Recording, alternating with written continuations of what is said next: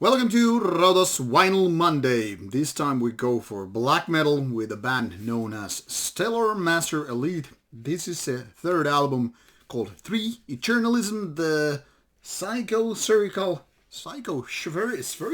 Chapter. This one comes with 2 vinyl LPs and features 3 sides, that is A, B and C, which then again are divided into 2 LPs, which means the fourth side of these LPs is actually an empty one. It's a fake one, if you will.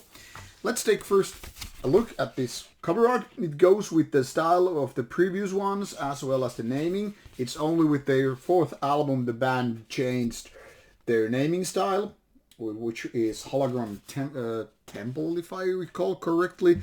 And these previous ones are all titled as 1, 2 and 3 with then again more names, except for the first one. Comes with a vinyl size piece of paper including all the information but no lyrics, and this reissue version has cool color vinyl discs. Can I call them discs? I don't know, but 2 LP anyway, white color, looking nicely, and like said, showing you the side A and B. And these are nice looking, kind of a white gray, if I kind of correct interpret this color. This was originally released earlier with a little bit of a different time. That is, this was originally 2015, but this reissue takes us back to 2016 and features more than 60 minutes of music on 2 vinyl LPs. Now, this is an interesting case because it takes its name from the legendary act Thorns from Norway, which never got to do a little bit of a bigger success, even though fantastic album done by the band or project. And that is the kind of industrial black metal thing, which is definitely something different from most Norwegian bands. Now, obviously, Stellar Master Elite, being a track by Thorns, has inspired this particular band as well, but this is not exactly the same, even though one could say there are industrial parts with this kind of black metal as well. This one is, however, more on the atmospheric side, still flirting with the kind of industrial thing. So a lot of these things have this kind of a machine-like feeling, if you get the idea. That is, there are keyboard parts and samples and everything seems like, okay, it's definitely leaning towards these kind of a machine-made things.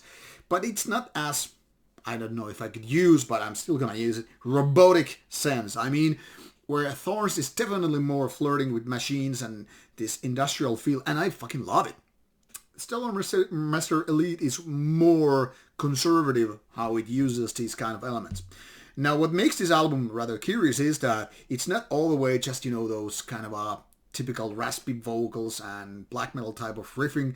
There are, for example, growler vocal parts, but also clean vocals, and some parts which is just basically just clean vocals and keyboards.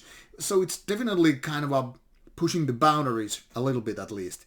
And while some people might say, like, it's brave and wow, it's something different, the fact is they're pushing the boundaries quite softly. That is, they're not doing anything revolutionary, even though it's quite nice that there are these elements.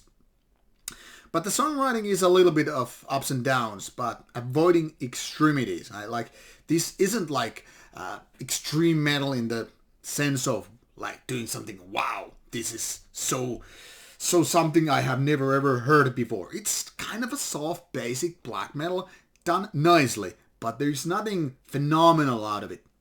And also when it goes to the softer sides, it's not like going too soft. I mean, you don't really hear these like what the hell moments, because even when there are those clean vocals and lack of guitars and everything, it still seems like, okay, this kind of makes sense. It's a little bit more varied than a lot of black metal albums out there, but it's not still like super brave or anything like that. It's not raising eyebrows, if you get the meaning.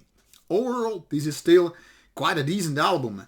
To a certain degree, very, very enjoyable, but in my opinion, there is too much slack between the songs or into songs, because some of them are very, very lengthy.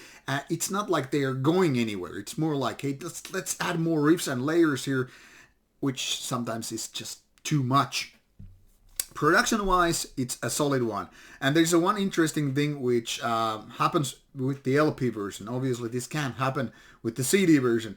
When the side C goes towards the end, and you know how the vinyl start looping with the kind of a zip, zip, zip kind of a thing, this actually gets to a more like a machine kind of ambience in the ending. Like it's more like this kind of a repeating humming sound, you know, which is actually pretty cool.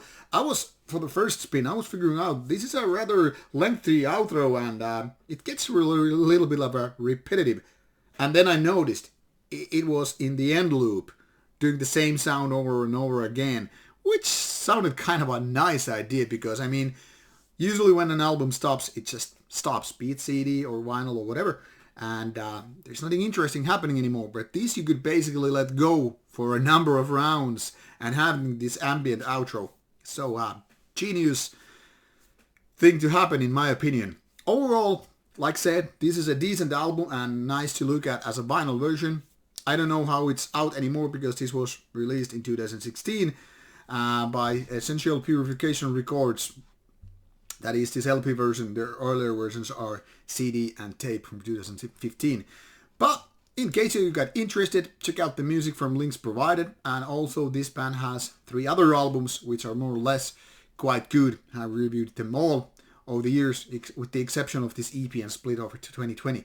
So interesting bands and definitely worth taking a look.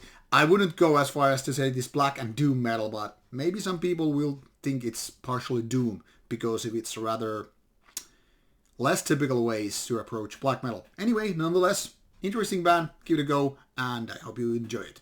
Take